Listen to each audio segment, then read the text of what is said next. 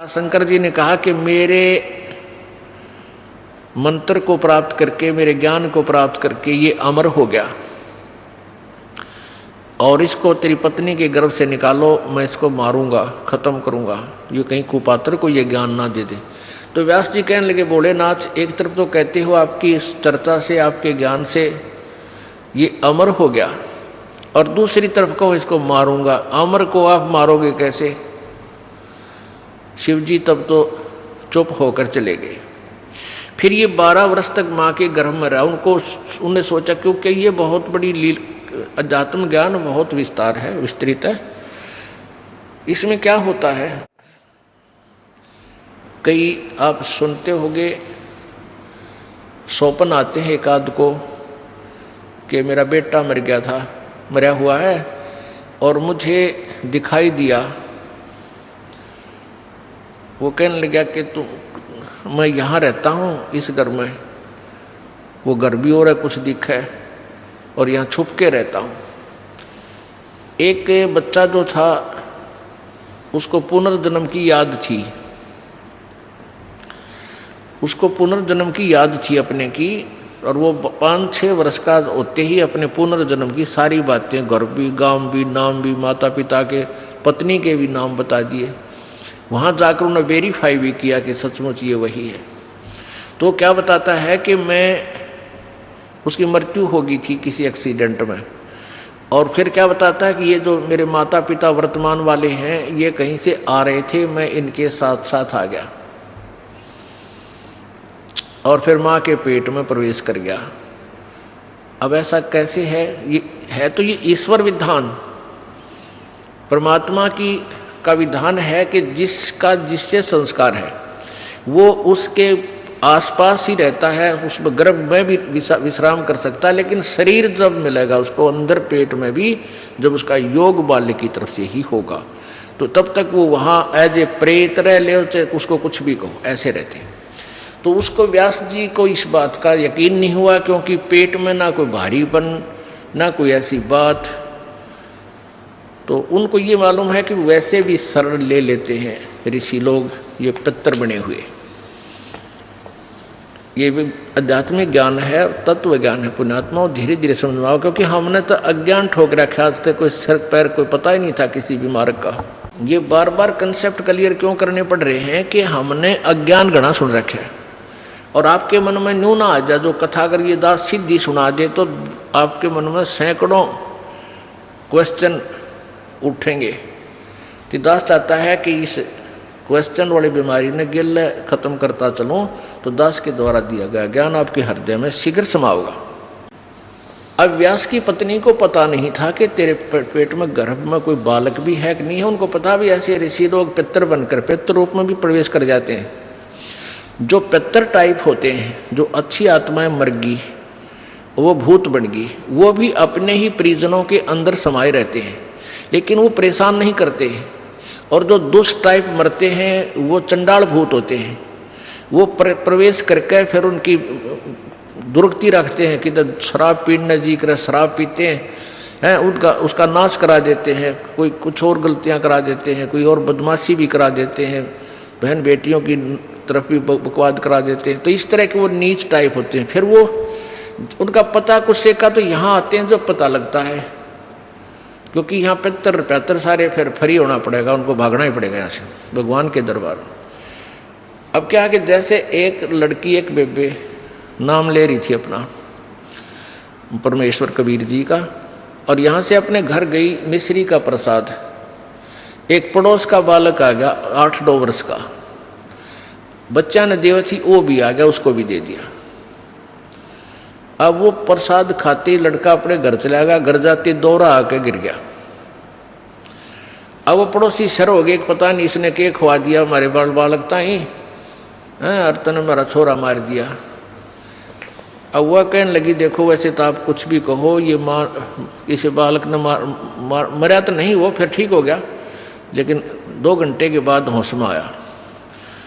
अब उस बहन ने बताया कि मैंने तो यही प्रसाद अपने बालकां ती दिया था, यही आप कहती दिया था, इन्हें पूछ लो चाहे, मेरा कोई उद्देश्य नहीं। फिर उसने आके यहाँ बताया कि महाराज जी ऐसे ऐसे हमने उस लड़का था एक पड़ोस में, उसने प्रसाद दे दिया, उसको दौरे आ गए और मेरी तो जान न साका कर दिया उन्हें। तो इसलिए हमने मना कर रखा किसी को ये प्रसाद मत दो। क्योंकि वो क्या था कारण कि वो प्रसाद देने से उसमें प्रेत विद्यमान था, उन्हीं का कोई पत्थर था, और वो प्रसाद खाने से परमात्मा की वाणी से उसमें वो चार्ज हो रहा था। प्रसाद उसी को कहते हैं।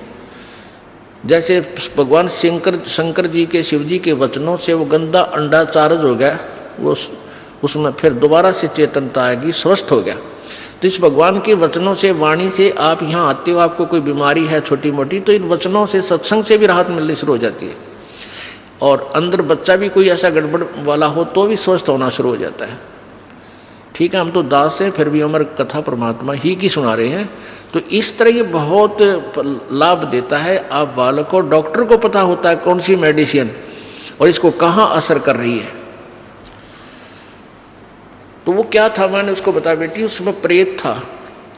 अरे प्रसाद खान दे उसका लागे लठ, वो छोरे मत निकलना नहीं चाहा था, वो इस तरह बेहोश हो गया। फिर वो छोड़कर उसने उसमें से निकलना पड़ा, फिर वो लड़का होश में आ गया। तो ऐसी गलती मत करो, तुम बदनाम भी होगे। उनको कोशिश करो फिर समझाने की, नाम दिलाने की, अपने मित्रों को, भाई बहनों को, पड़ोसियों को, क्योंकि मालिक के दरबार में फिर ये नहीं रहते। तो कहने का भाव दास का ये है कि ऐसी स्थिति में सुखदेव जी उसके गर्भ में पहुंच गया, और गर्भ धारण चाहे 10 दिन बाद हुआ हो, शरीर तैयार होना शुरू हुआ, फिर वो उसमें प्रवेश कर जाते हैं। शरीर जब बनना शुरू हुआ माता पिता का योग से, तो उसमें फिर वो जो शरीर में अंग कुछ ऐसी भी होता है कि महीने 2 महीने 20 दिन के बाद भी प्रवेश कर जाती हैं, जो आत्माएं सिद्धि युक्त होती हैं, ईश्वरीय शक्ति युक्त होती हैं। जैसे एक बहुत से प्रमाण हैं कि एक ये बताते हैं ना, एक 1000 वर्ष तक जीवित रहा। वो क्या करते थे, भक्ति करते रहते और अपने प्राणों को रोक कर रखते, समाधिस्थ रहते, 10वें द्वार पर श्वास रोक लेते हैं काफ़ी समय तक। तो इस प्रकार उनकी आयु बढ़ जाती है, लेकिन शरीर की नहीं बढ़ती। वो शरीर नष्ट होता दिखा, वो छोड़ दिया। वो क्या, कई कुछ ऐसे कबीले हैं जो जल प्रवाह कर देते हैं, अपनी कोई मृत्यु को प्राप्त हो जाता है बेटा या बेटी, तो वो क्या करते थे ऋषि, कोई युवा शरीर आ रहा होता है ऐसे बहता हुआ, तो उसमें प्रवेश कर जाते हैं। या जैसे कोई उठाकर ले जा रहे हैं, मृत्यु जवान लड़का मर गया, उसको सुहा करने जा रहे हैं, और वहाँ जा कर के वो सिद्ध पुरुष देख लेता है, अपना शरीर छोड़कर वो घूमता रहता है। युवा लड़का देखा, उसमें प्रवेश कर गया, फिर वो कई कहते हैं भाई वो तो जीवित हो गया, तो वो वहाँ उठकर वापस आ जाते। कुछ एक का वैसे भी संस्कार ऐसे हो जाते हैं कि वो वैसे भी स्वयं भी जीवित हो जाते। तो ऐसे वो ऋषि लोग क्या करते थे, उस युवा शरीर में प्रवेश करके अपने फिर साधन करने के लिए निकल जाते थे। ऐसे काफ़ी समय तक ये एक सिद्धि होती है जो दूसरे में प्रवेश कर सकता है। तो इस प्रकार ये आध्यात्मिक ज्ञान आपने समझना है। अब सुखदेव ऋषि 12 वर्ष का हो गया, माँ के गर्भ 12 वर्ष तक बाहर नहीं आया। अब ब्रह्मा विष्णु महेश दोनों आए, और तीनों आए, ब्रह्मा विष्णु महेश तीनों ने आकर कहा कि व्यास की पत्नी, आपके गर्भ में एक बालक है, उसको हम 2 बात करना चाहते हैं। वो 12 वर्ष से आपके गर्भ में बाहर नहीं आ रहा। तब उसकी व्यास की पत्नी ने कहा कि मुझे तो ऐसा आभास ही नहीं हो रहा कि मेरे पेट में बालक है। तब उसने शंकर भगवान ने कहा कि मैं उस दिन आया था, ये उसी दिन के बाद कुछ दिन के उपरांत इसने तेरे पेट में शरीर धारण कर लिया है। तब उन्होंने वार्ता की सुखदेव से। ब्रह्मा विष्णु महेश ने कहा कि सुखदेव बाहर आ जा महात्मा भक्त, अब 12 वर्ष तक माँ बच्चों को गर्भ में रखेंगी, ये हमारी परंपरा बिगड़ रही है भाई। 9 महीने मुश्किल हो जाते एक माँ ने बच्चे को पेट में रखना, और ये कि तूने तो रिवाज बदल दी हमारी। 12 वर्ष तक अगर पेट में सारे रहने लग गए तो समस्या पैदा हो जाएगी, तू बाहर आ जा।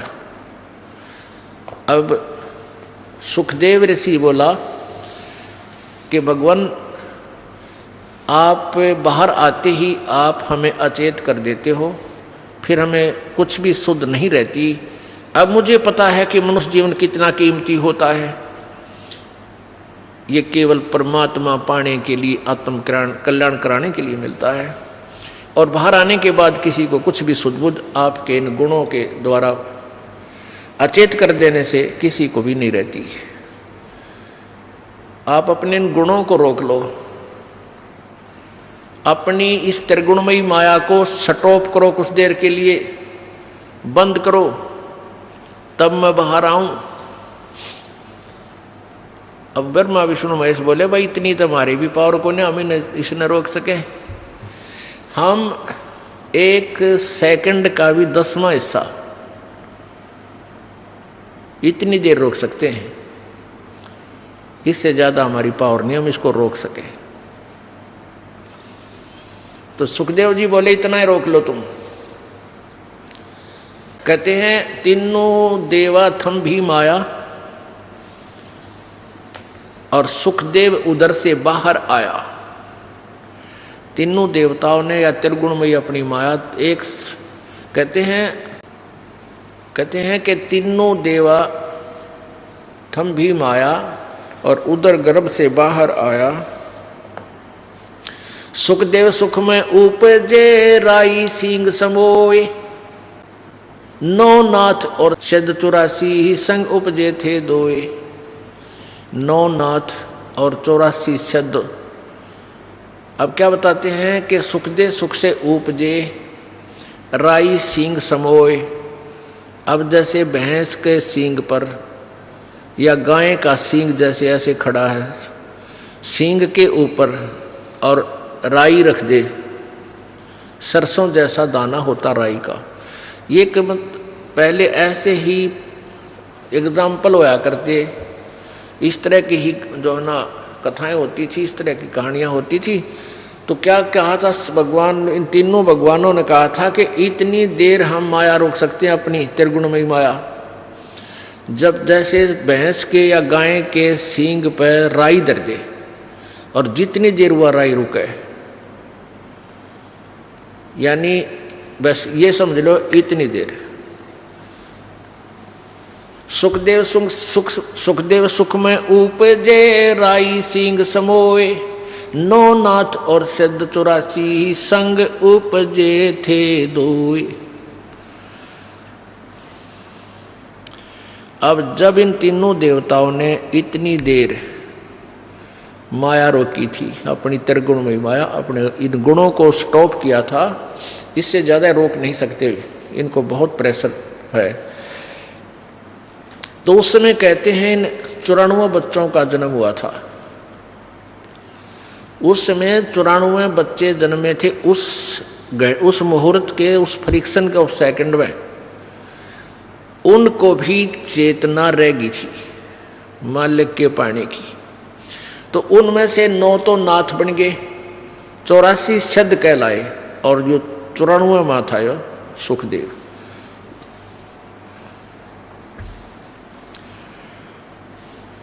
तो सुखदेव जी बाहर आए उठकर अपनी कमर पर अपनी और नालियों की नो टांग के गेर के कंधे पर स्पीड खींच दी, चल पड़े।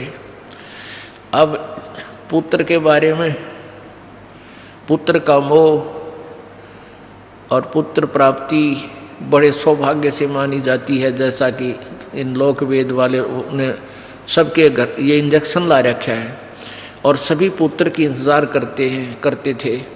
तो 12 वर्ष बाट देखी, मतलब 12 वर्ष के बाद पुत्र आने वाला है।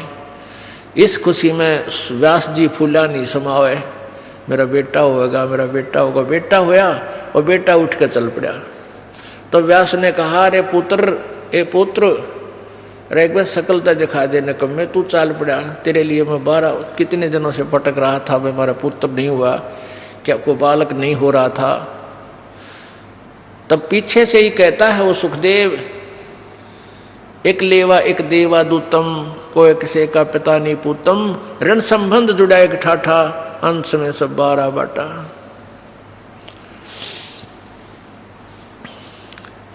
व्यास जी सुखदेव जी कहने लगे, ऋषि जी कोई किसी का बेटा ना और कोई किसी का बाप ना जाने कितनी बार तू मेरा बेटा बन लिया, ना जाने कितनी बार मैं तेरा बाप बन लिया, और ना जाने मैं कितनी बार तेरा बेटा बन लिया, तू मेरा बाप बन लिया। ये तो इनका पीछा छुटवाना पड़ेगा, और मैं ना देखूं तेरे का ना, मुझे भी तेरे में मोह हो गया तो फिर क्या करूँगा। इसलिए ऐसे ही निकल गया, आकाश में उड़ गया थोड़ी दूर जाके। क्यों? व्यास पीछे पीछे चल रहा था, बेटा आ जा बेटा, एक बार। अब उसने आकाश में उड़ गया। आगे जाके फिर अपनी आप और नाल काट के पत्ते पुत्ते बांध के, पहले तो बालक थे 10-12 वर्ष के, वहीं अड्डे जाया करते न, तो उसने फिर अपनी साधना शुरू की। उस साधना से पिछले जन्म की बैटरी चार्ज से स्वर्ग में पहुंच जाता था सुखदेव ऋषि। यह स्वर्ग किसे कहते हैं? स्वर्ग एक रेस्टोरेंट होता है, और वहाँ पर साहूकार, सेठ व्यक्ति, पैसे वाले, धनी ही जा सकते हैं, ना रेस्टोरेंट में गरीब व्यक्ति क्या नहीं जा सकता। जिस पर पूंजी को ना, जिसके पास पैसे हैं वो धनी है, वो किसी भी जाति वर्ग का है, यानी यहाँ किसी वर्ग से नहीं, धनी से मतलब है। तो जैसे यहाँ राम नाम के यानी सिद्धि भक्ति पुनों के जो धनी हैं वो स्वर्ग जाते हैं, और स्वर्ग के अंदर अपने पुनों को अक्षीण करके फिर वापस आ जाते हैं। स्वर्ग एक रेस्टोरेंट समझ लो, एक होटल समझो। जैसे गर्मियों के दिनों में यहाँ हरियाणा, राजस्थान, उत्तर प्रदेश, पंजाब, मध्य प्रदेश आदि क्षेत्रों में भयंकर गर्मी पड़ती है मई और जून में, और जिसके पास कुछ पैसे हैं, एक्स्ट्रा सेठ है, धनी है, वो 2 महीने कुल्लू और मनाली हिली स्टेशन यानी पहाड़ी क्षेत्र में चले जाते हैं। वहाँ रेस्टोरेंट यानी होटल में कमरा किराए पर लेते हैं और वहीं खाना खाते हैं, और 2 महीने 10-20 हज़ार रुपये जो वो लेके जाते हैं, उन 10-20 हज़ार रुपये को वहाँ खर्च करके और फिर वापस अपने कर्म क्षेत्र में आ जाते हैं जहाँ उनकी दुकान, बिजनेस, व्यापार है, और वहाँ 20 हज़ार रुपये अपने खा खर्चाए बर्बाद कराए। अब फिर नए सिरे से फिर माया जोड़ो, 20-30 हज़ार रुपये बच जावे तो फिर कुल्लू मनाली अगले वर्ष फिर गर्मियों में चले जाओ, और फिर जेब कटवा के फिर वापस आ जाओ। तो कहने का भाव ये है कि ये स्वर्ग जो है ये एक रेस्टोरेंट है, और वहाँ यहाँ के पुण्यकर्मी प्राणी ही यहाँ इकट्ठी की हुई माया, धन, पुण्य, उनके आधार से स्वर्ग जाते हैं। तो ये स्वर्ग पर जैसे प्रत्येक शहरों में रेस्टोरेंट होते हैं, होटल होते हैं, तो एक तो कॉमन स्वर्ग है जिसका राजा इंद्र है, और प्रत्येक भगवान, जैसे भगवान ब्रह्मा, भगवान विष्णु, भगवान शिव जी की अलग से राजधानियां हैं, वहाँ पर भी एक स्वर्ग है। वो इस कॉमन स्वर्ग से भी अच्छा रेस्टोरेंट वहाँ अलग से है। सब जगह ऐसा उन्होंने अलग से अपना, जो इनके जैसे विष्णु जी के उपासक हैं वो विष्णु लोक में चले जाते हैं, वहाँ उनका रेस्टोरेंट बना रखा है, खाओ खर्चो मौज, यहाँ करो मौज। और फिर ऐसे विष्णु के उपासक विष्णु लोक में चले जाते हैं उनकी राजधानी में, तो वहाँ भी रेस्टोरेंट यानी स्वर्ग है। जो ब्रह्मा जी के उपासक ब्रह्मा के लोक में, देवी के उपासक देवी के उस रेस्टोरेंट में, स्वर्ग में चले जाते हैं, देवी धाम पर बने हुए उस रेस्टोरेंट यानी स्वर्ग में। तो ये सुखदेव ऋषि स्वर्ग में जाता था, सशरीर चला जाता था, और वहाँ के व्यक्ति, वहाँ के जितने भी देव पुरुष थे वो उनकी बड़ा सत्कार करते थे, आदर करते थे कि भी बड़ा सिद्धि वाला व्यक्ति है। ऐसे इसे कलयुग में ना ऐसे समय में और उड़कर आ जाता है। एक दिन वो विष्णु जी के लोक में चला गया। कौन? सुखदेव। उसकी पिछले पनों की बैटरी चार्ज थी, पिछले पनों से उसके शरीर में वो सिद्धि शक्ति थी। एक सिद्धि आकाश से उड़ जाई, एक सिद्धि जल पैर न लाई, एक सिद्धि कुछ खावन पीवे, एक सिद्धि जो बहुजुग जीवे। इस तरह ये 24 सिद्धियां हैं। उनमें से एक आकाश में उड़ जाने वाली सिद्धि सुखदेव को प्राप्त हुई और हल्दी की गांठ से पंसारी बन गया, महर्षि सिद्ध बन गया। अब वो विष्णु लोक में पहुंच गया, जो कारण अला अला वो वहां पहुंच गया। अब जो ही विष्णु लोक में वो पहुंचा तो वहां स्वर्ग में पहुंचा, उस रेस्टोरेंट यानी रेस्ट हाउस में, वो वीआईपी रेस्ट हाउस। वहां जाकर उसने पहरेदारों से, नौकरों से, पार्षदों से कहा कि मैं पृथ्वी लोक से आया हूं, सुखदेव ऋषि मेरा नाम है और मैं स्वर्ग में जाना चाहता हूं। अब उनने वहां जो गेट कीपर थे, सेवादार थे, पहरेदार, पौलिया बोलते हैं, यानी जो डोडी में जो बैठे रहते हैं, उनसे जाकर कहा तो वो कहने लगे जी ठीक है आओ ऋषि जी, आपके गुरुजी कौन है। अब वहां जाकर पता चला इनको, जैसे अगर मान ले को डुप्लीकेट गुरुजी भी होगा किसी का, उसको वापस भेज दिया जाएगा, और गुरु नहीं है तो भी।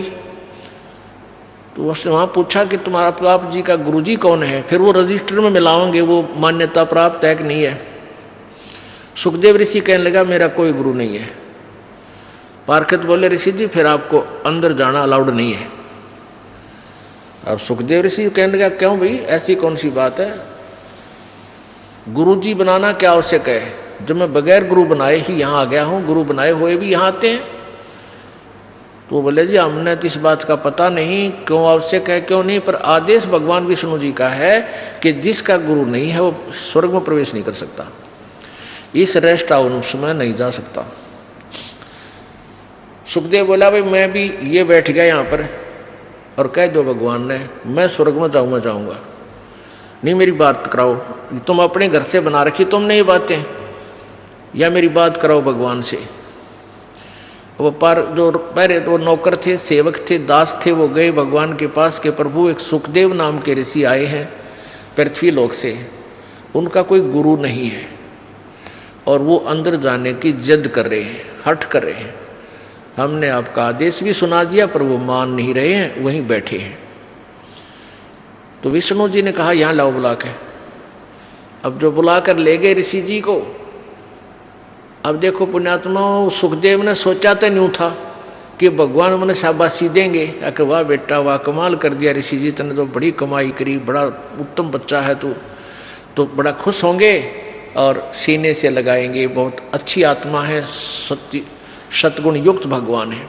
अब जब वो सामने खड़ा हुआ सुखदेव ऋषि तो भगवान विष्णु ने कहा भी यहाँ किस लिए आया ऋषि जी,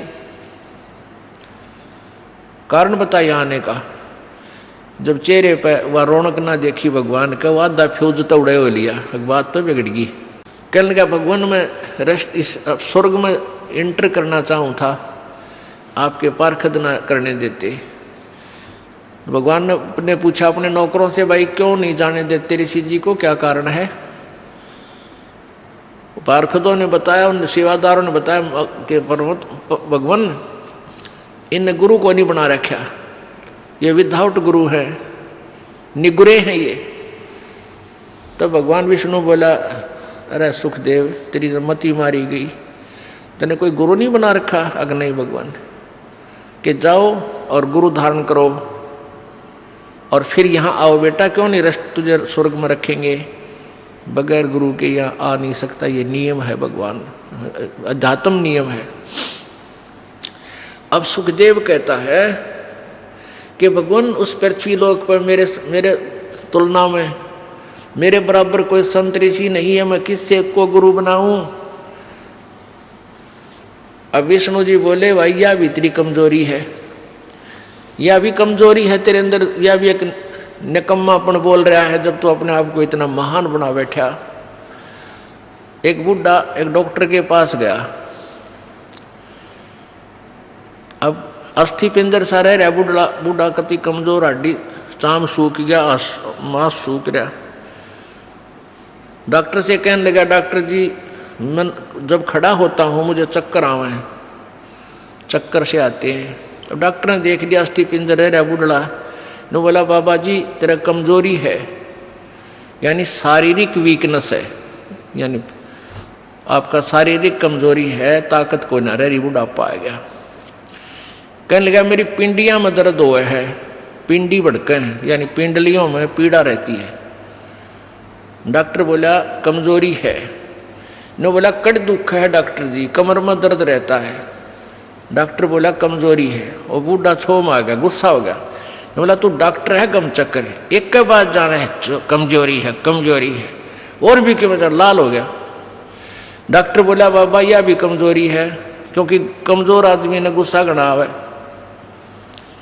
जिसमें शारीरिक बल नहीं होता उसमें क्रोध भी गणा उसे, तो यह भी एक कमजोरी है तेरी के लक्षण है। तो उस समय भगवान श्री विष्णु ने कहा कि यह भी तेरी कमजोरी है सुखदेव, जो तू अपने आप को एक मान मान रहा है।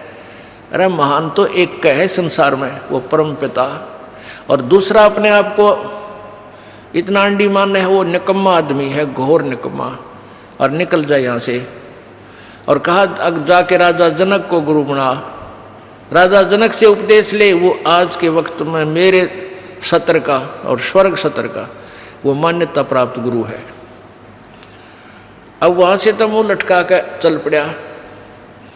अब आ गया उस इंद्र वाले स्वर्ग में, कॉमन स्वर्ग में।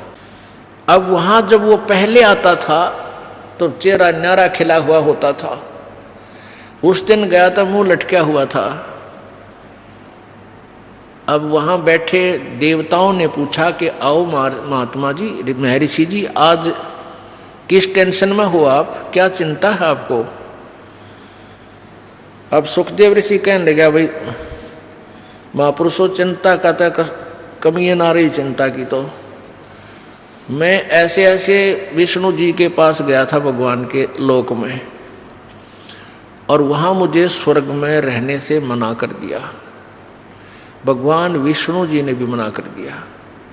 लेकिन वो देवता कहने लगे, दूसरे जो वहाँ स्वर्ग में के वासी थे, कहने लगे सुखदेव सच्ची बात बता, तूने के गुस्ताखी कर रखी है। भगवान विष्णु वो तो बड़े खुश होते हैं, देवताओं को सीने से लगाते हैं, ऋषियों को भक्तों को सबको प्यार देते हैं। तू अपनी नालायकी बता के गलती कर, गड़बड़ कहाँ है। तो भगवान ने क्यों मना किया आपको वहाँ रहने से। तब सुखदेव ऋषि कहता है कि भाई मैंने गुरु ना बना रखे, मैंने गुरु धारण नहीं कर रखा। तो वहाँ जितने भी कागभूषण या दूसरे ऋषि थे, नारद जी या दूसरे संत देवता बैठे थे, कहने लगे ऋषि जी तुमने तो जुल्म कर दिया। ओहो, अरे हम तो आपको बुद्धिमान व्यक्ति मानने थे, शायद आपने गुरु धारण कर रखा होगा इसलिए यहाँ आते थे। आगे से यहाँ भी आपको हम अच्छी दृष्टि से नहीं देखेंगे अगर आपका गुरु नहीं होगा तो। तब वो कहने लगे भाई आज तो चलो कोई नाम ना ले, वह पिछला पुण्य है, जब तक तो ये बैटरी चार्ज रहेगी, सुख भी रहेगा, घर में भी सुख रहेगा, सारे ठाठ नजर आएंगे। जिस दिन ये पुण्य समाप्त हो जाएंगे और फिर पाप कर्म का जब गिरडा फिरेगा, पापों का जब चक्कर चलेगा, तब भाई 84 लाख योनियों में कितने गधे बने पाओगे। जो ही उन्होंने कहा कि 84 लाख योनियों में अगर गुरु लेकर के पुनः बैटरी चार्ज नहीं की, गुरु से उपदेश नहीं लिया, गुरु नहीं बनाया, तो अगले जन्म में गधे की योनि में भी जा सकते हैं। तो एक आधा सख्त बोलनिया भी होता है, कहने लगे सुखदेव या 2 दिन के सोच ले, तेरी सिद्धि चार्ज हो रही है बैटरी, या खत्म हो जाएगी फिर गधा बनेगा। अब जो ही उन्होंने कहा कि गधा बनेगा तो उसको अपना पिछले जन्म पूर्व जन्म की एक कथा याद आ गई, एक जीवन याद आ गया कि उसमें वो अंधा बना हुआ था, गधा बना हुआ था और गधा भी अंधा। तब सुखदेव ऋषि ने कहा कि ओहो आप बात तो सही कह रहे हो, एक बार मैं गधा की योनि भोग रहा था और अंधा हो गया। मेरे मालिक कुमार ने मुझे त्याग दिया, 2 मारे लठ और कर दिया जंगल की ओर।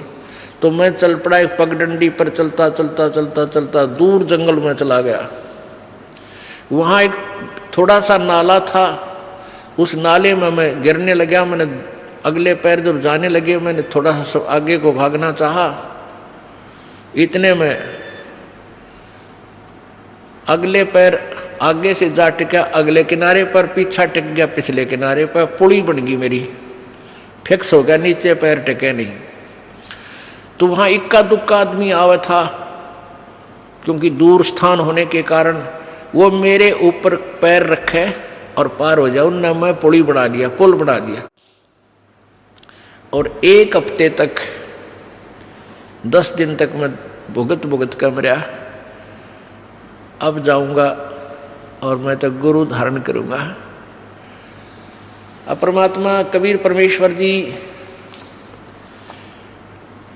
के ज्ञान से परिचित होने के बाद आदरणीय गरीबदास साहिब जी क्या कहते हैं, भाई सुखदेव ने 84 भुगती बना पजावे खरवो, तेरी क्या बुनियाद प्राणी तू पेंडा पंथ पकड़वो।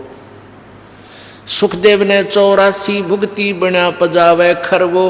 ओह, कि सुखदेव जैसे ऋषियों ने भी 84 लाख योनियां भोगनी पड़ी। और पजावा होता है जैसे ये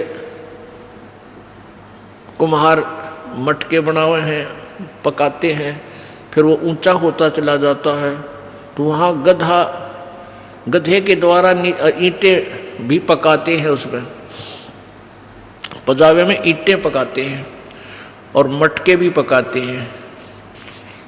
तो वो उसकी राख से ऊंचा होता चला जाता है, बहुत ऊंचे पर फिर वो ऊपर ही बनाना शुरू कर देते हैं। और नीचे से गधे के ऊपर थैला डाल के नीचे ते कच्ची ईंट डाल के ऊपर ले जाते हैं। वहाँ जाते ही पक्की ईंट डाल देते हैं, कच्ची उतारते ही, और उनको नीचे ले आते हैं। यहाँ बताना चाहते हैं कि सुखदेव ने 84 लाख योनियां भोगनी पड़ी जो सत साधना नहीं कर रहे हो तुम। और बना पजावे खरवो, खर माने गधा, और तेरी क्या बुनियाद पराड़ी तू पेंडा पंथ पकड़वो। आपकी क्या बुनियाद है, आपकी क्या औकात है, आप वो रास्ता पकड़ो। पेंडा माने रास्ता, पंथ। अपने आत्माओं थोड़ा सा सावधानी से सुना करो सत्संग ने। ये बात कहने सुन की ना है, ये कर पाड़न की है। ये कोई कथा नहीं, हम कोई कथावाचक नहीं है। हम आपके ये इंजेक्शन ला रहे हैं, और जो इस इंजेक्शन की दवाई ना अंदर नहीं जान दोगे, कान नामक है, इंजेक्शन लगते हैं ये, और तुम कान ठीक नहीं रखोगे, इंजेक्शन की औषधि बाहर गिर जाएगी। वो लाभ के देगी आपको, क्यों दो, यहाँ किस लिए आए, फिर आपको लाभ क्या होगा। ये मानव शरीर सदा नहीं रहेगा, और इस मानव शरीर का उद्देश्य क्या है वो आपको सत्संग से ही पता चलेगा। समाज में तो आपको जितना ज्ञान था वो आपको पता है, केवल रोजी रोटी पेट भरने के धंधे तक ही वो आपको ट्रेनिंग देते हैं। अब इस कथा से आपको हर तरह से शिक्षा मिलेगी। तो क्या फिर सुखदेव ऋषि ने उन ऋषियों से कहा कि महात्माओं बात तो आपकी ठीक है और गुरु भी बनाऊंगा, लेकिन भगवान ने तो एक और समस्या पैदा कर दी। अब वो ऋषि बोले, वो देवता बोले वहाँ के, कहने लगे सुखदेव पहले तो तने बोलने का बेरा नहीं। अरे भगवान समस्या पैदा करते हैं कभी, और तो उनको समस्या मानता। जो भगवान तुझे कोई वचन बताए होंगे, कोई ज्ञान दिया है, उसको तू समस्या कहता है। अब उसने क्या कहा कि भगवान ने एक समस्या और मेरे सामने खड़ी कर दी। वो देवता बोले क्या खड़ी कर दी भाई, ऋषि जी बताओ। कि भगवान ने कहा है कि राजा जनक से नाम ले, उनको गुरु धारण कर। अब क्या कहता है वो सुखदेव ऋषि, ठीक है अच्छी आत्मा भी थी, सिद्धि भी थी, पिछले पुण्य भी थे, लेकिन शिष्टाचार और अभिमान, शिष्टाचार नहीं था, अभिमान का भरा पड़ा था। और अभिमान इस प्राणी को किसी भी प्रकार का हो, वो भगवान से कोसों दूर रखता है। अभिमान और भगवान का खड़ा एक्सीडेंट है। जिसके अंदर जरा सा भी अहम है, अभिमान है, भगवान निकट नहीं आ सकता। ठीक है जैसा कर रहा है वो दे देगा तेरे को वैसा ही, लेकिन मालिक नहीं मिलेगा। अब क्या अभिमान था, जनक विदेही राजा भाई, कैसे शीस नवाऊं जाई। राजा जनक गृहस्थी भाई, कैसे शीस नवाऊं जाई। सुखदेव बोले वचन विवेका, हम स्त्री का मुख नहीं देखा। राजा जनक गृहस्थी भाई ही, कैसे शीस नवाऊं जाई। अब यहाँ बात बिगड़ी हुई, सारे इस यहीं तक सीमित है सबकी बुद्धि। अब जिसने घर त्याग दिया वो कर्म सन्यासी हो गया, बालक त्याग दिए, राज त्याग दिया, जंगल में जा बैठा, वो कर्म सन्यासी है। और जो बाल बच्चों के साथ या घर पे रहता है वो कर्म योगी है। तो जिसने कर्म सन्यास कर दिया यानी जंगल में चला गया और ब्रह्मचारी रह गया, बाल ब्रह्मचारी बचपन से, तो वो तो फिर जमाए कति आकड़ पाड़ी जाए, तेरा जैसा कोई सहे कोई ना। वो इससे बात मैं टीटी पागले है कि मैं ब्रह्मचारी हूँ, मैंने स्त्री ग्रहण नहीं की है। तो ये सुखदेव में ये अवगुण और था कि मैं बाल ब्रह्मचारी हूँ, मैंने स्त्री का मुँह भी ना देखा, राजा जनक का कई रानी है और उसको गुरु कैसे बनाऊँ, वो तो गृहस्थी आदमी है। इसके लिए परमात्मा का विधान बताता है, केले की कोपीन है जो फूल पान फल खाही, नर का मुख नहीं देखते जो बस्ती निकट ना जाई, वो जंगल के रोज हैं जो मनुष्यों विद के जाई, निस्दिन फिरे उजाड़ में नो परमात्मा पावे नाही। अब क्या कहते हैं भाई, एक व्यक्ति कह रहा था ना, बोला वहाँ ऋषिकेश तो ऊपर एक जंगलों है में एक ऐसा महात्मा रहता है, शरीर पर नी वस्त्र रहता, कोई कपड़े नहीं रखता, ना खाना खाता, फूल पत्ते खाकर अपना साधना करता है और लंगोट की जगह कर केले के पत्ते बांध रहा है। और भाई एक दिन बस नो थोड़ी सी कसर रहेगी, उनके उसके दर्शन ना हुए। जो ही मैंने उनकी तरफ दृष्टि की, उनका मुंह बैक हो गया और वो भाग के गुफा में जा बड़े की तो गहरे, और जब दर्शन हो जाते तो बेड़ा पार हो जाता है। अब इसके विषय में कहते हैं, परमात्मा का विधान बता रहा है कि कीड़े की कोपीन है, लंगोट पर्दे पे, यानी इतने त्यागी बैरागी समझते हो, लगते हैं तुम्हें। केले की कोपीन है, पान यानी पत्ते, फूल और फल खाही, और आदमी का मुख नहीं देखते। कहते वो महात्मा आदमी के निकट ना आता, अंदर घुस जा, भाई महापुरुष पड़ा है। कहते नरक का मुख नहीं देखते जो, और बस्ती निकट ना जाही, गांव के आसपास नहीं जाते हैं मांगने। वो जंगल के रोज हैं, ये नील गायें होती है ना, जो आदमियों ने देख के, पहले ये नील गायें आदमी को देखो भाग लिया और फड़क गए। ये थोड़ा फर्क पड़ता जा रहा, जंगल रहे कोई ना, जहाँ की तो बाज बूझ के थकले हैं बेचारी, फिर ये इतना पहले वाला स्थिति नहीं रही। तो पहले ये आदमी दिखते भाग को पूरा लाइन की लाइन बढ़ जाती थी जंगलों में। तो परमात्मा उन साधकों को, परमात्मा का विधान उनकी अमरवाणी बताती है कि वो तो जंगल के रोज हैं, जो आदमियाँ तो बेदक के बाजें डर के, और ऐसे निस्तन फिरो उजाड़ में, वो जंगल में चाहे दिन रात धक्के खान दे रही हो, नो परमात्मा पावे नाही, उसके पाने की विधि न्यारी है। फिर क्या बताते हैं, डेरे डांडे खुश रहो ये खुश रे लेना मोक्ष, ध्रुव प्रहलाद पार हो गए फिर डेरे में क्या दोष। डेरा माने गृहस्थी।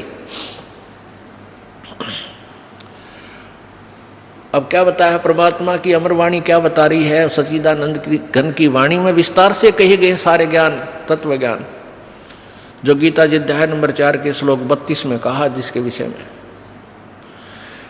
कि डेरे डंडे खुश रहो, अपने घर में गृहस्थी में आनंद से रहो, खुश रहो। यदि कोई न्यू का है कि बालक शादी ना कराने से ही मोक्ष होगा, उसकी यह अज्ञान सिद्धांत है। भाई ध्रुव प्रहलाद को तुम पार मानते हो तुम्हारे विधान से कि ध्रुव प्रहलाद पार हो गए, और ध्रुव प्रहलाद दोनों ही घर में थे, गृहस्थी थे, इनने ब्याह करवाया, इनके बालक हुए और ये पार हुए। फिर ब्याह करवाने में यानी गृहस्थी में दोष क्या है, तरी कुछ बुद्धि से काम लो। और यदि तुम समझते हो कि भाई शादी ना कराने मात्र से यानी स्त्री संग ना करने मात्र से ही मोक्ष है, तो तुम्हारा नंबर तो बहुत देर तक आता। ये यानी ये खुसरे नपुसंक ये तो पहले पार हो जाते तुम्हारे से। केवल एक इसी सत्र को, इसी लेवल से तुम अपने आप को सुपीरियर मानते हो, तो तुमसे सुपीरियर तो ये हिजड़े हैं। बचपन से ही चाहते हुए भी इनमें विकार नहीं हो सकता, और तुम तो कि तक काम बिगाड़ सकते हो। तो कहने का भाव ये परमात्मा का कि परमात्मा की भक्ति चाहे खुश रहे करो, और चाहे ब्रह्मचारी करो, और चाहे शादीशुदा करो, लेकिन दुराचार बुरा है तो सबका काम बनेगा, लेकिन शास्त्र अनुकूल हो। अब यहाँ समस्या और आ जाती है। गीता जी अध्याय नंबर 3 के प्रारंभ में ही 8-9 श्लोकों में स्पष्ट किया है कि एक तो कर्म सन्यासी, एक कर्मयोगी। कर्मयोगी जो बाल बच्चेदार गृहस्थी है, कर्म सन्यासी जिसने घर त्याग दिया, यानी काम छोड़ दिया, अपना बैठ कर केवल हठ योग को साधना पर लाग रहे। वैसे तो यदि उनकी शास्त्र अनुकूल साधना नहीं है, दोनों ही व्यर्थ हैं, अश्रेयकर, वो श्रेयकर नहीं है, अच्छी नहीं है। और फिर भी यदि शास्त्र अनुकूल साधना भी कर रहे हैं, उनमें भी मान ले उनके अंदर भी ये त्रुटि है कि मान लीजिए जैसे एक गृहस्थी वही साधना कर रहा है शास्त्र अनुकूल, और एक कर्म सन्यासी कर रहा है जंगल में बैठ कर उसी साधना, तो उन दोनों में से भी गृहस्थी फिर भी ठीक है, क्योंकि उसमें अभिमान कोई ना, अभिमान नहीं है तो कोई संत आकर के कभी ना कभी उसको ज्ञान भी दे देगा। और जिसने कर्म संन्यास कर दिया, जंगल में चला गया, बाल ब्रह्मचारी कहता अपने आप को, या वैसे बालक त्याग कर चला गया, उसमें ये सबसे बड़ा अवगुण हो जाता है कि वो मानने को दूसरे की अभिमानी हो जाता है। तो इनसे कहते हैं वो कर्म योगी अच्छे हैं, श्रेष्ठ हैं। श्रेष्ठ क्यों है? क्योंकि उसकी तुलना में, क्योंकि वो मान जाएंगे, भगवान की भक्ति कर लेंगे। एक बार क्या था कि अब कर्म सन्यासी और कर्म योगी की भी करना पड़ेगा, थोड़ा डिस्क्रिप्शन देना पड़ेगा, इसका विवरण सा उदाहरण। पहले ये दास ज़्यादा विस्तृत से नहीं बताता था, नो खुल कर बता भाई, जैसे जिन्हें शादी नहीं करवाई वो कर्म सन्यासी हैं, यानी जो काम छोड़ गए। और फिर कथा आती हैं, जैसे राजा जनक भी शादीशुदा था, बाल बच्चेदार था, यो पार हो गया, ध्रुव भी पार हो गया, प्रहलाद भी बाल बच्चेदार था, पार हुआ, गरीबदास जी बाल बच्चेदार थे, पार हुए। और ये ऐसे ऐसे जो शादी नहीं करा रहे थे, ब्रह्मचारी रहते थे, ऐसे करते थे, वो नरक गए। तो यहाँ एक भगत आ रहा है सेवा में राजस्थान से, 8-9 वर्षों से हमारे साथ ही रह रहा है। उसने ये सत्संग सुन लिया, वो केवल अपना उद्देश्य यही लेकर आया हुआ है कि मैं अपना पीछा छुड़वाऊँ। उसका वैसे रामकरण नाम है, हमारे यहाँ रहता है आश्रम में। तो उसने 2-3 बार कुदरती ऐसा सूत बैठ गया, शॉर्टकट में वो बात ऐसी बतानी पड़ गई, तो उसका वहम हो गया कि भाई जो शादी कराम है वही पार होंगे, और जो शादी नहीं कराता मैं तो रह गया। फिर तो उसने सोचा तो बात बिगड़ेगी, यानी उसका उद्देश्य नहीं था परमात्मा पाना चाहिए, चाहे ब्याह करवाना पड़ेगा, मैं ब्याह भी शादी भी करवाऊंगा। तो उसने एक भगत से कहा, बोला भाई मैं तो घर जाऊंगा, और उसकी गर्दन में डिफेक्ट है, ऐसे ऐसे करता है वो हर दिन में, वो कोई या भी रजा है दाता की, भगवान का नहीं गणा लगेगा तो थोड़ा बहुत बड़ा रहता है डिफेक्ट शरीर में। तो उसने मेरे से कहा, जी रामकरण घर जान की कहे। मैंने सोचा भाई किसी बालक ने आपस में कवा सुनी होगी, या कोई अभाव बच्चे को ना होना चाहिए, यहाँ हमारे आया हुआ है रह रहा है। मैंने उसको बुलाकर पूछा, माँ बेटा कोई दुख है, किसी ने कुछ कह दिया तेरे थे? ना जी। मैं और क्या करेगा? बोला ब्याह करवाऊँगा।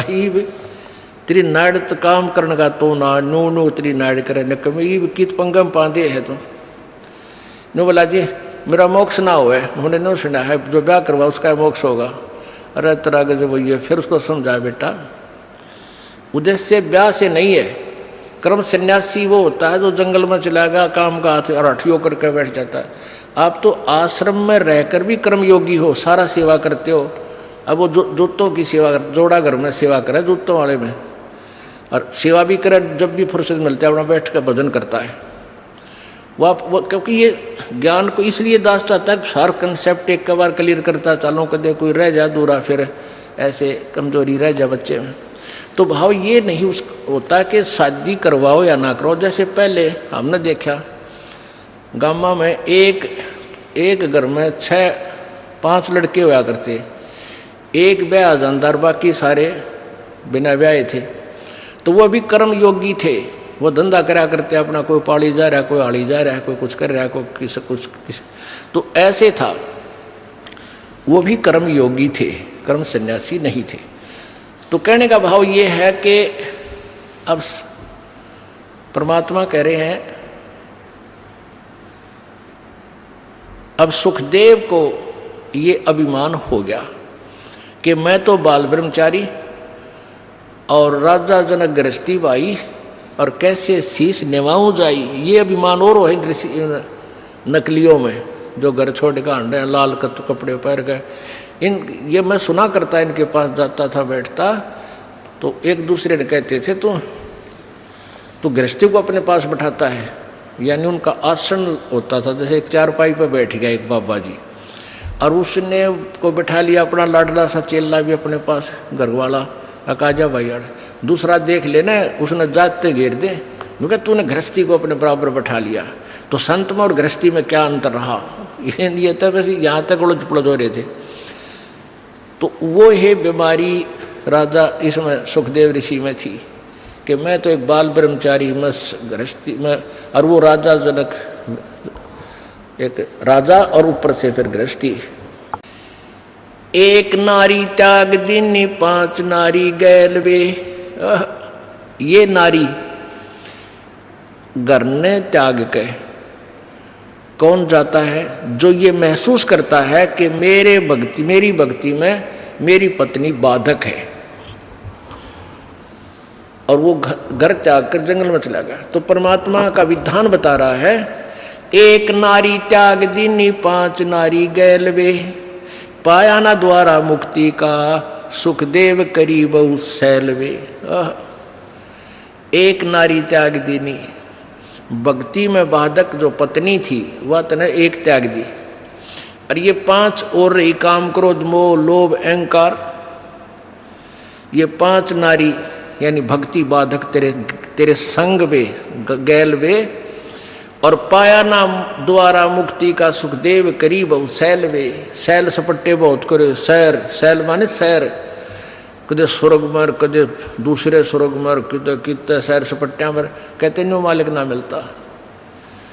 वो कैसे मिला, कबीर परमेश्वर कहते हैं, गर्भ योगेश्वर गुरु बिना भाई लाग्या हर की सेव, कह कबीर बैकुंठ से फेर दिया सुखदेव। गर्भ योगेश्वर यानी मां के गर्भ में ही इतना ज्ञानी पा के गया था वो गर्भ योगेश्वर सुखदेव। कहते हैं स्वर्ग में चला गया बिना गुरु के, वहां से उसको वापस फेर दिया, वापस पटक दिया। गर्भ योगेश्वर गुरु बिना वो लग गया हर की सेव, कह कबीर बैकुंठ से वो फेर दिया सुखदेव। राजा जनक गुरु किया फिर कीनी हर की सेव, कह कबीर बैकुंठ में वो उलट मिले सुखदेव। वो फिर स्वर्ग में गए राजा जनक को गुरु बना के। अब राजा जनक कैसे गुरु बनाया, अब सुखदेव वहां से चलकर आ गए स्वर्ग से, उन ऋषियों से वार्ता करके, देवताओं से। उसका फिर भी ना जची बात, तक अपने पिताजी के पास चलता हूं। व्यास जी बड़े पहुंचे हुए हैं, चारों वेदों का राइटर हैं, और ऐसे ऐसे बड़े महान आत्मा है हमारे पिताजी। अब उनसे मिलो, देखो गरतांडी पाक के गया था कि मैं बाप का मुंह भी देखूं कि जब मेरा मुझे ममता हो जा।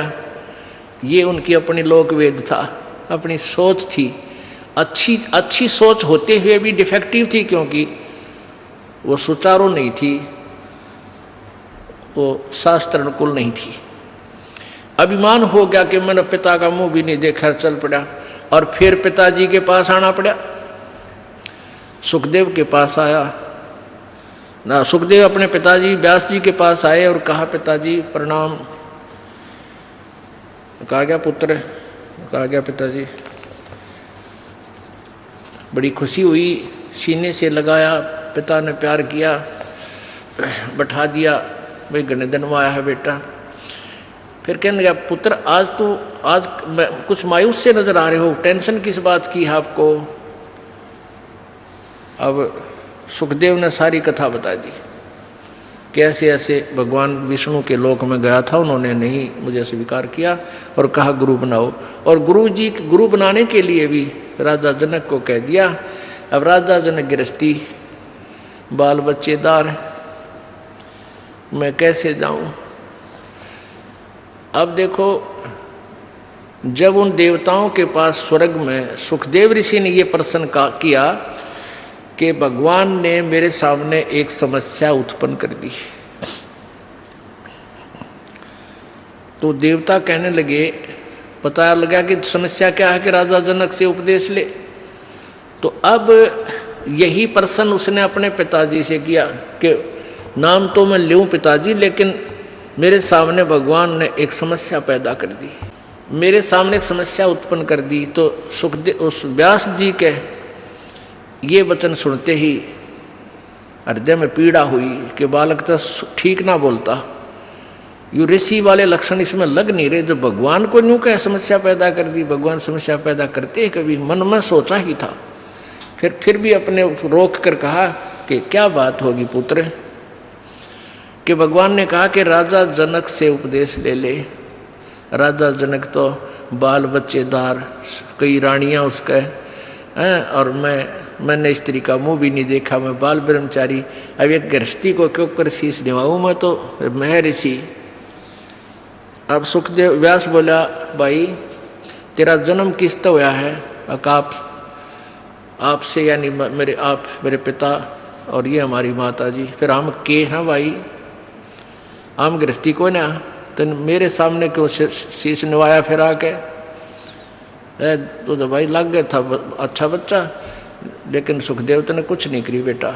मैं सोचू था मेरा बेटा मेरा नाम रोशन करेगा और महान बनेगा, जब इतना त्याग किया मैंने, अपने दिल पर पत्थर रखा, पुत्र के मोह में कई दिन तड़पता रहा, आहार भी नहीं किया, फिर भी न सोची चल अपना कल्याण करवा लेगा। तो नरक में जाकर और गधा बनेगा, नालायक तने करके रखा है, अभी तक तूने गुरु नहीं बनाया। और फिर ऊपर से कहता है कि भगवान ने समस्या पैदा करती, भगवान ने तो तेरी करड़ाई टाल दी और जाकर नाम ले ले, नालायक उस महापुरुष के चरणों में गिर जा। भगवान का आदेश और भगवान पाना चाहे और उसके आदेश का पालन नहीं कर रहा, कहाँ ठिकाना तेरा। संत ऋषि साधु किसी सतर के भी क्यों ना हो, वो बोलिया करे सुर में, नो क्या करें डूम की रोएगी तो सुर में रोएगी। तो ये हमारे जो संत साधक ऋषि जो जैसे उन्हें किसी सतर का ज्ञान है, वो बोलिया करें एक सुर में, भाई गुरु तो बढ़ाना ही पड़ेगा। और इतना भी मान, भगवान का आदेश और उसी के पास जाना चाहता, और फिर गुरु ने उसका पालन नहीं करा, डबल डिफेक्ट हो गया तेरे में। अब और विकल्प ना देख के अब पहुंचा सुखदेव ऋषि राजा जनक के पास के बाद तो बिगड़ गई, क्योंकि उसका उद्देश्य तो राम परमात्मा पाना, कल्याण कराना ही था।